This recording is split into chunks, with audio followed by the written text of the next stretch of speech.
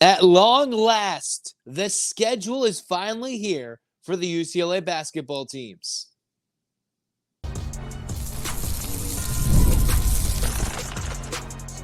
You are Locked On UCLA, your daily podcast on the UCLA Bruins. Part of the Locked On Podcast Network, your team every day. Welcome, everybody, to this edition of the Locked On UCLA podcast. I'm your host, Zach Anderson, the Oxheimer. Thanks for making this show your first listen each and every day. It's free wherever it's your podcast, and it's available on YouTube. Like, comment, subscribe. Thanks for your support. This episode is brought to you by FanDuel, because from now until September 22nd, so you're running out of time, now until September 22nd, all FanDuel customers, you can bet $5 and get a 3-week free trial of NFL Sunday Ticket from YouTube and YouTube TV. Visit FanDuel.com to get started. Welcome, everybody, to this edition of Locked On UCLA. I'm Zach, so we're talking about UCLA basketball as we're on the road to go watch the UCLA football team in LSU, as you can see with the funky setup here if you're watching on YouTube. In the meantime, while we were on the road, I was recording another episode, all of a sudden, the Big Ten schedule dropped. So now we know what the schedule looks like for the UCLA team. Let's start first with Mick Cronin's team. We already knew who they're playing, but now we have an idea of what the travel schedule will be, the TV schedule, what it's going to mean for the fan base overall as a whole. Let's see how they bracketed these games for UCLA this upcoming season. And it'll be interesting. This is very much a reaction. I'm all over the place. So let's see how this goes. UCLA starting their Big Ten basketball season against Washington. All right, so they play Washington early December. Then you get to play Oregon on the road. That's how you get those in the same week. A Tuesday and a Sunday, all right? A Tuesday and a Sunday in early December. And so those are your games there. And then UCLA does not play another conference game for nearly another month. They get to play Nebraska on the road for their first real Big Ten rival. That doesn't include former Pac-12 rivals. Nebraska, they play them Saturday, January 4th. Oh, wait, then a couple days later, they turn around and they play Michigan on Tuesday night, January 7th. Then on the Friday, the 10th, they play at Maryland. They play Rutgers the Monday night on the road. Then they return home for that Friday to play Iowa. And then they play Wisconsin on a Tuesday. The next week, they go on the road to Washington and USC to mostly close out the month of January. And then they get a 3-game home stretch the end of January against Oregon, 2 games against Michigan State, Tuesday, February 4th. So mark that on your calendar. That's a big one there. And then Saturday, February the 8th, they play Penn State. Following Tuesday, they play Illinois on the road, and then they go play on Valentine's Day, Indiana. They'll get a lot of love, maybe some college game day type hype. Well, that will be the first one of the first big college game day Saturdays in the college basketball sphere. Then they host Minnesota, Ohio State at the end of February. That's the Tuesday-Sunday matchup. Go to Purdue and Northwestern at the end of February, early March, and end against Eric Musselman's Trojans at home in a game that was almost always the Arizona schools or something like that, right? It's almost like the last home game has been Arizona or Arizona State these last couple of seasons. Now it is USC. So what do I think? I just kind of went over that really quick. You can go look at it on the website. The whole schedule's out. This travel is rough, man. It's going to be rough for us as UCLA fans because you're going to have to get out there. Not the usual Thursday, Saturday, sometimes Wednesday, Sunday. No, as a fan base, you're going to have to get out there and go watch games on every day of the week other than a Wednesday. So there's no games for Big Ten games on a Wednesday. Not sure why they decided that, what the Wednesday schedule is for ESPN, Fox, whatever that is. UCLA does not have any Wednesday games. So if you're worrying about some hump day lulls, hump day in the middle of the week, all right, what's going to happen on Wednesday? You're not watching UCLA men's basketball. That's for sure. So they play all these teams. They have remember, in the Big Ten play, what UCLA has to somewhat limit travel is the hybrid bubble. They play Oregon twice, home and home. Washington twice, home and home. USC twice, home and home. That works well this year, considering in the same week, UCLA is going to have to turn and go from Nebraska at home, play a Tuesday night home game against Michigan, and then turn around and go to Maryland, and then play Rutgers in a 9-day stretch. In 9 days to open up the calendar year in 25, UCLA goes to Nebraska, to Westwood, to Maryland, and then to Rutgers before they come back home and play Iowa, Wisconsin. That is brutal for travel. Mick Cronin's rightfully worried about what his team's stamina will be at the end of the year. Now, I believe in this team's talent. I believe in this team's depth. There will be a lot of fun, entertaining road matchups for sure, which we already knew who was at home and was on the road. But after all this schedule manipulation, which is even tougher with basketball, trying to pair the schools to make it easier for them to travel, like the UCLA and USC's, right, to try and make these schools go travel together, however it looks. I haven't looked at an SC schedule, but you know that's how it goes, right? UCLA, USC, Washington, Oregon, they're going to travel together generally, although in a super conference, all bets are off. When TV's involved, then it's even worse, as we've seen in football, basketball, any sport. It really makes it even that much worse. So now the Bruins, they don't play Purdue till the end of the season. They don't play Indiana until the middle of February. So UCLA will have played 1, 2, 4, 6, 8, 10, 11, 12, 13. They'll play the majority, more than half of their Big Ten schedule before they've even gotten to play Indiana. And it's not a true round robin. You're not going to play everybody twice. You're going to get somebody once and some teams twice. I think in this, the way the schedule breaks up, because what UCLA got is Oregon twice, and Dana Altman's always tough for Mick Cronin, and Washington's going through a new head coach, so is USC. That could be a stretch where UCLA, I think, needs to go 5-1, 4-2, and they can jump ahead of the Big Ten standings, where some other teams might have some tougher schedules in those hybrid pods where you play teams home and home. Now, rivals and former Pac-12 rivals won't be any easier for UCLA to play. And that early stretch in 25 is an absolutely tough, ridiculously tough. Technically, if you're looking at it, there is a stretch for UCLA where they play 4 out of their 5 games to open, or 4 of their 6 games to open Big Ten play on the road. 4 out of 5 on the road. They just happen a month apart because they get Washington and then Oregon on the road before they go to Nebraska, host Michigan, go to Maryland, and Rutgers. Rutgers is supposed to be a scrappy, tough ball club. Maryland remembers what UCLA did to them a couple of years ago at the Excel Center. Nebraska's waiting to get crazy. And if they're going to host a UCLA team, you know that's going to be sold out. And remember, Michigan, they'll probably remember that battle to get to the Final Four a couple of years ago when they had a good team and UCLA knocked them out in that run in 21. Even though it's in Pauley Pavilion, it's all going to be remembered as Michigan's going through a new transition as well. Bunch of coaches in the beginning for UCLA that they're facing where some teams are going through some transitionary periods on the schedule, and the Bruins get those teams on the road early, kind of, right? You think of the Michigans, you think of your Washington. That's all in the first half of the schedule, while the second half you get, in my mind, maybe more name brand teams, some of them at home, some of them on the road.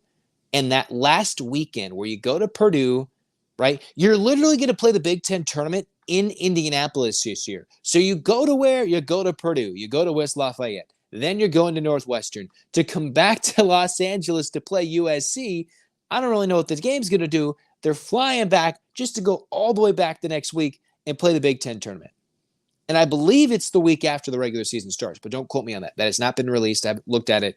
But either way, they're going to go right where it's basically being played, the same state, and then they're going to go to Northwestern after that, come back home, and then fly back.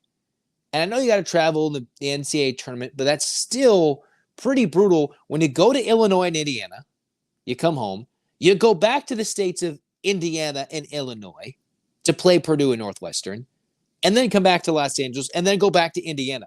So UCLA, in a span of like 3 to 4 weeks at the end of the season, is going to the state of Indiana 3 times for 3 separate trips. At Indiana, you're going to play at Illinois. Illinois was, I know they had Terrence Shannon Jr. last year, but I believe they'll be reloaded and still should be very tough to beat, even on the road. Then you've got to go to Purdue, and they were national runners-up. Even though they don't have Zach Edey, expect that team still to be solid. Northwestern had been very scrappy with Boo Buie in recent years. I wonder what this year's team's going to look like. They want to maybe exact revenge after an NCAA tournament loss a couple of years ago. Northwestern's been close to knocking off some of the top teams. They've made the NCAA tournament. Those are some sneaky tough games at the end of the Big Ten schedule for UCLA. So what I'm thinking, the beginning of the schedule is built for UCLA to be a front-running team in the Big Ten standings. All right? That's what I think. That is what I think about this year's schedule. And let's talk about what that December looks like mixed in with Big Ten play and the brutal non-conference stretch. We'll talk about that next on Locked On UCLA.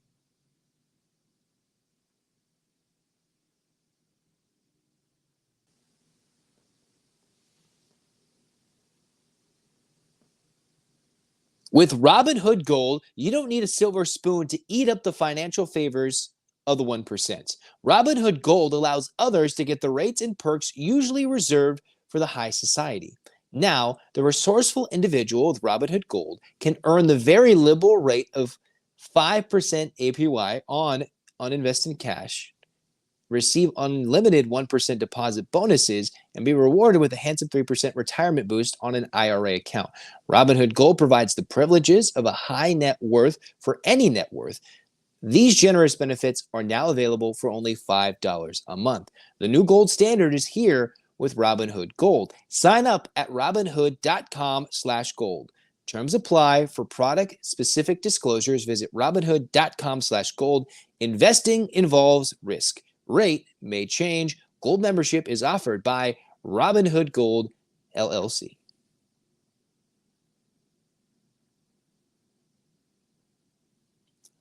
All right, so now that we have the full schedule, let's kind of get this full narrative about what the Bruins have. A backloaded Big Ten schedule, a backloaded non-conference schedule where we're going to see a lot about the Bruins in the end of December, and then we're going to find a lot about this team right before the tournament, and then their legs will be weary, a lot of travel, and that was one of Mick Cronin's big concerns. How are they going to be when they have to go to Indiana for the third time since the middle of February for the Big Ten tournament? And then you go maybe get a little bit of rest, play the NCAA tournament, and then get some rust, right? It's going to be a funky, weird dynamic for Big Ten basketball, more so than UCLA football traveling all over the country, right? Going to Hawaii, going to LSU, and then going to Penn State, and then going to Rutgers and Nebraska, right? This is going to affect the men's team, and I haven't looked at the women's schedule. We'll get to that in the last segment, but it's going to affect the other sports, the basketballs, a bit more than, yes, the outlier of a football schedule this year, where UCLA happened to have Hawaii and LSU on the schedule and some of the further traveling partners for Big Ten opponents this year. Now, what does UCLA have looking at their non-conference? Now, let's remember, October 30th, they get Cal State LA. That's an exhibition. The Bruins start November 4th against Rider. November 8th, the same day UCLA hosts Iowa in football. They go to Henderson, Nevada, and they play New Mexico in a neutral site battle. They host Boston, then they get Lehigh. UCLA, they get to play Idaho State, Cal State, Fullerton, Southern Utah. Cupcakes at the end of November because they don't have a true Thanksgiving tournament. They don't want to put on the travel. They're not going to go anywhere because they're not just going up and down the coast to play teams in the Pac-12. So when December starts, Big Ten play starts. They go to Washington, they go to Oregon, and after that, hey, why not round up the Pac-12 one more time? You got Washington, Oregon, and then Arizona in 3 straight games. Tell me it's not the Pac-12 all over again. Well, Arizona is taking place in Phoenix at the home of the Phoenix Sun. So you got 3 straight games against former Pac-12 opponents. Arizona is expected to be good. They brought back Caleb Love. They're wanting to be reloaded, compete in their first year in the Big 12. Then UCLA, after playing Prairie View A&M in the middle of December, Arizona, Gonzaga, and North Carolina. Not in that order, because I said a little backwards, but that's what they get from December 14th to December 28th. So you start Big Ten play after a couple cupcakes. Then you get one little cupcake. They finish their finals for the winter quarter, for the fall quarter. And you get 3 games in 2 weeks, in a total of 4 games, 2 away from home, all 3 away from home, actually. Only 1 close to your home gym against top-tier components, 3 of which all of them should be in the top 15 in the country, I think. Potentially top 20. Arizona, Gonzaga, North Carolina, they're all expected to be there, right? RJ Davis came back. Gonzaga brought a lot of talent back. Arizona brought Caleb Love back. That's a lot of talent. So we're going to learn a lot. And that's after must-win games for UCLA in the early part of Big Ten play where you're going to find out who's getting minutes. And then against some of the Big Ten games, we'll see what Cronin does. It won't be to fully do the same things because they'll be playing teams. Well, at least he'll be playing Dana Altman early. That's a coach he knows how to coach against. Danny Sprinkle, it's a new Washington coach. It'll be kind of a new battle for Cronin to deal with in this Big Ten. Then you get all those games a week off after you play Gonzaga at the end of December. Enjoy the New Year's. Enjoy college football playoff. Cool. Then it's Big Ten play, and you go to Nebraska, host Michigan, Maryland, Rutgers on the road. Then it starts getting real. And that's the front part of the schedule, I think, where UCLA should try to reel off some wins until it gets to Illinois, Indiana, you host Ohio State, Purdue, and Northwestern. And by the time at the middle of March, USC should be functioning and clicking in all cylinders under Eric Musselman because that's how he tends to operate. Maybe a little sluggish early, figures out how to win in March with all of his teams. A lot of transfers. It might not even work this year for USC, but he does figure it out. And that's who UCLA plays at the end. I'd rather play USC twice early when they don't have things figured out potentially. With a lot of moving pieces, that's when you want to beat Eric Musselman's team. And UCLA plays them end of January in the Galen Center in what should be a sold-out environment, absolutely packed, super entertaining. Not under 500 ball like we saw last year, but legitimately entertaining ball. And probably a new rivalry if Eric Musselman ticks off Mick Cronin or either way around. Big Ten tournament, now that I see the schedule, is March 12th through 16th. So the Big Ten tournament is the Tuesday through Saturday. Now that I'm looking at it, I see the schedule on a different page. It's March 12th through the 16th. So UCLA on a Saturday hosts USC. Then on a Tuesday to the Saturday, they had to go back to Indianapolis. I know it's stacked differently. Not every single team is going to make the Big Ten tournament. And still, the Bruins are going to make three straight weekend trips, 3 straight trips to going across the country, mostly across the country, not all the way across, but still, that's not a short trip to go to Indiana all the time, right? If you're just saying, hey, let's go to Indiana every other week for a college player with school and the NCAA tournament hasn't even started, that's just Big Ten play, and Big Ten tournament. That's a lot of travel for this UCLA team. I wonder how Mick Cronin is going to, let's hear the term, we're in Los Angeles, Kawhi Leonard's around the corner. UCLA's playing at Kawhi Leonard's home this year. Load management. What is that going to look like at the end of the year? Because the Bruins are going to be filled with talents. That is absolutely that is what they have this year. So much talent. They're going to have to find a way to play games, win early, and dominate teams when guys coming off the bench might be Brandon Williams, the Diamara playing side by side, Stefanovic, maybe Devin Williams, whoever it might be. UCLA's a roster filled with scholarship players. We're going to see how it all translates when they get games against Minnesota at home, when they play, these games like Penn State that they should win at home and win easily. Hopefully. I'd hope. And see what it looks like when they play the brand name teams that they've only played a couple of times, maybe in the tournament, if ever. And we'll see how it all shapes out. So I'm excited. I'm a little worried about the travel early, and I'm worried about the backloaded schedule. The Bruins, in my mind, on the men's side, need to race through the beginning of the schedule. Race right through it. And then take their lumps late and make sure they're well rested by the time the NCAA tournament comes when the real time to play is here. Okay? That'll be fun. Next, we'll talk UCLA women's schedule and go over their schedule because it's a little different. They don't get to play the full 20 games. It's a little different. We'll talk about that next on Locked On UCLA.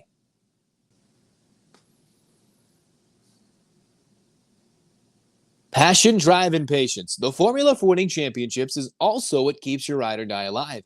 eBay Motors has everything you need to maintain your vehicle and level it up to peak performance. Superchargers, roof racks, exhaust kits, and more, LED headlights, all that, whether you're into speed, power, or style, eBay Motors has you covered. With over 120 million plus parts for your number one ride or die, you'll always find exactly what you're looking for. And with eBay Guaranteed Fit, your parts guaranteed to fit your ride every time or your money back. Because with eBay Motors, you're burning rubber, not cash. With all the parts you need at the prices you want, it's easy to make your car the MVP and bring home huge wins. Keep your ride or die alive at ebaymotors.com.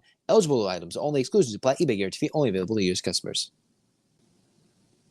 You've heard us talk a lot about FanDuel, America's #1 sportsbook.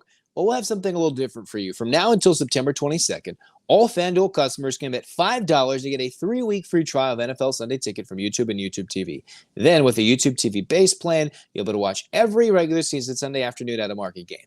All you need is a Google account and a current form of payment, and you can cancel anytime. Just visit FanDuel.com to download America's #1 sportsbook.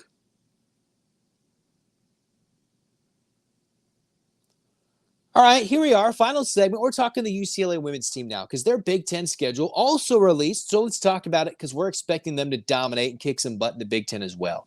They don't get to play 20 games. That's not what they decided in the Big Ten. They play 18. I think that was what they did in the Pac-12 as well in certain aspects.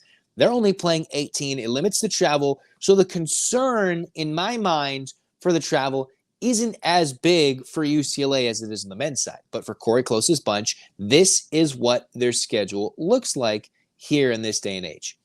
So you start their Big Ten play December 6th, a Sunday at Washington. They host Nebraska. They host Michigan. Then you go to Indiana. They go to Purdue. Remember, last year they opened the season against Purdue in a non-conference game, absolutely wiped the floor with them. Then you host Northwestern. You host Penn State. You go to Rutgers in Maryland at the end of January. And to open February, Sunday, Wednesday, they get to play Minnesota and Ohio State, a rematch against Ohio State from last year as well. You go to Oregon, and the all-important super battle against USC is a Thursday night, I believe February the 13th. So for basketball, the week you want to highlight is UCLA USC and then UCLA Indiana, where both the Bruins men's and women's teams will be on the road. Valentine's Day is not a week of love. I mean, it's a love for basketball, but we ain't showing love. There's going to be a lot of red. Valentine's Day, it's all about blue and gold this year, all right? If you're going to give your significant other something red on Valentine's Day this year, you're not a true Bruins fan because you need to be giving blue and gold because UCLA is playing the Hoosiers, and we need to get them back for what they did to us in football. You're going to play Juju for the first time this year, in this next year, calendar-wise, next season. February 13th should be a sellout on a Thursday night before the Bruins come back, play Michigan and Illinois in the end of February. Then they go to Iowa and Wisconsin end of February, host USC to start March 1st, in what should be another sellout. And then probably what I would expect to be a week before they meet again in the Big Ten tournament. All right. UCLA, I'm expecting them to kick some butt in this conference, right? They should absolutely wipe the floor with the competition. They have so much talent. It's going to be so entertaining to see how this plays out.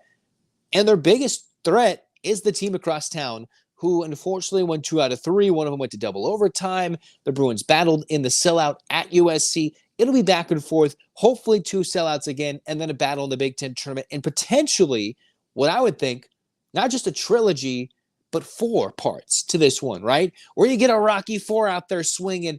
Oh, you get them cheering, going back and forth. The extra mile, who can win the 4th potential battle? That's what I'm saying. Maybe 4 battles between UCLA, USC women's basketball next year. Now I'm looking at the travel. UCLA, they get to go to Indiana and Purdue back-to-back. All right, that makes a lot more sense earlier in the season. They get the state of Indiana out of the way between the Hoosiers and the Boilermakers. They also have the Rutgers, Maryland travel. They go to Rutgers late to middle January, and then they go to Maryland. The last road trip they get is Iowa, Wisconsin. I do worry about the travel again for them, but it's not the same as what the men have where they go boom, boom, boom. They, Corey Close's bunch, they go from Maryland at the end of January to not having to leave the West Coast until the end of February. So for a full month, UCLA is stationary. 2 home games. They get to go to Oregon, which they have very well figured out by now. They go to USC. Not saying that those are easy games, but travel is extremely, extremely light, while the stress and the intensity is at another level. And then you host the Spartans, you host the Fighting Illini, and then you go back and travel to Iowa, and no, they don't have Caitlin Clark. Their coach retired. It's not the same Iowa team, all right? You go to Wisconsin, and you come back.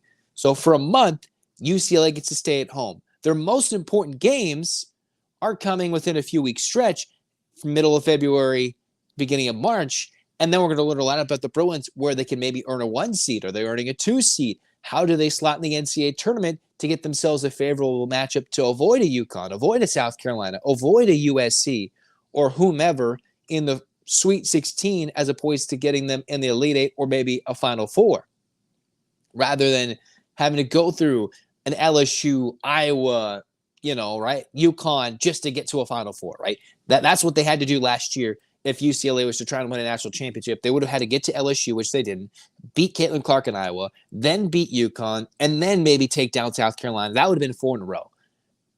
Now, there are no Caitlin Clarks this year, but there's still going to be a wide balance of opportunity. South Carolina hasn't lost in a long time. What UCLA gets to do, they do have some very challenging non-conference games this year. The Bruin women, they want to set themselves up for success. You at least have to split those games against USC.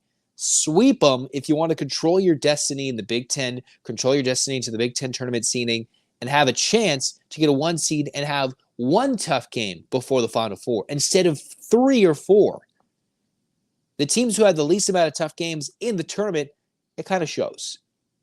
And the teams who can succeed down the stretch in the tough games win the big games and win the championships, which UCLA is trying to break down the door and do that for the first time in the NCAA era of women's college basketball. And I'm excited for it. Only 18 games in the Big Ten schedule. Travel, I think, is a little lighter and easier for this Bruins team, and I think they should be absolutely dominant this year, so I'm excited. Get your hands up, Bruins fans. 8 clap time, baby. And 1, 2, 3, 4, 5, 6, 7, 8. UCLA. UCLA, fight, fight, fight. This has been Locked On UCLA. Zach signing off, saying, Go Bruins.